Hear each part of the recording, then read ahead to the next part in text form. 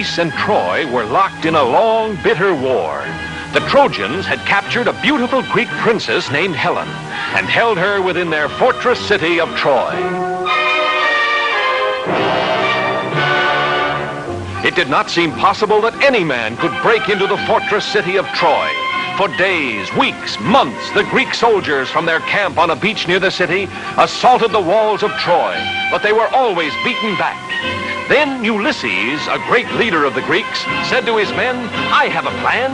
It is dangerous, but if it works, the Trojans themselves will take us through the gates of their city." At the order of Ulysses, the Greek soldiers set to work cutting down huge trees, making the wood into planks. From the towers of Troy, the Trojan soldiers watched a big building grow taller and taller day by day until it was 6 stories high. And when the Greeks pulled away all the work ladders and scaffolds, there stood a huge wooden horse, 80 feet tall.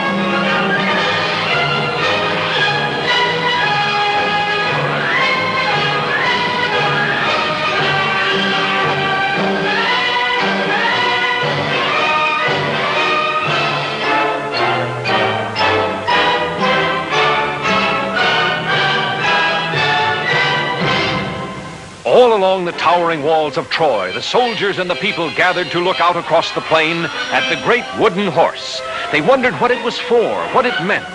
The Trojans did not know that Ulysses and 5 Greek soldiers lay hidden in a dark, secret passage inside the wooden horse.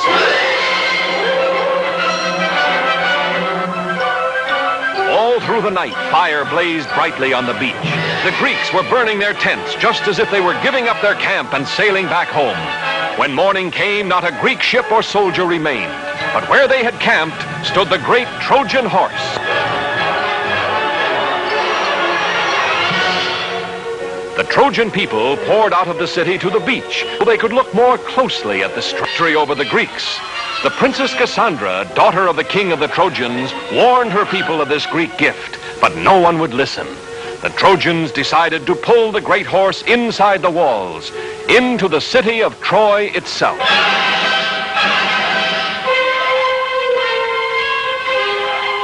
The Trojans tied thick ropes around the legs of the huge wooden horse. Hundreds of men took a hand at the ropes. Others lined up behind the horse.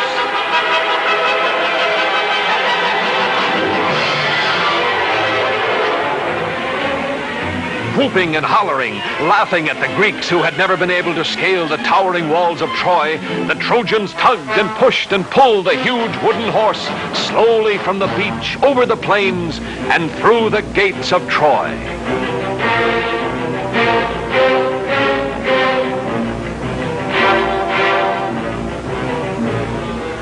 In the dark, secret passage of the wooden horse, Ulysses and the 5 soldiers lay quietly waiting. They could feel the horse being moved. What the Trojans had decided to do, neither Ulysses nor his soldiers knew. Suddenly, after a whole day and half a night, the Trojan horse moved no more. An hour passed. Still the horse did not move.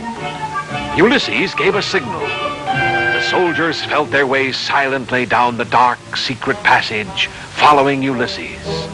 Cautiously, he opened the trapdoor. Just as he hoped, the Trojans had brought the horse inside the walls of Troy. The city was sleeping now, and the walls were unguarded. Ulysses drew his sword. He ordered the soldiers to follow, and he dashed for the main gates of the city. The Greek soldiers quickly tied the sleeping Trojan guards, while Ulysses scampered up the sentry tower. Holding a torch high above his head, he signaled to the Greek army, which had turned around and sailed back to the beach during the night.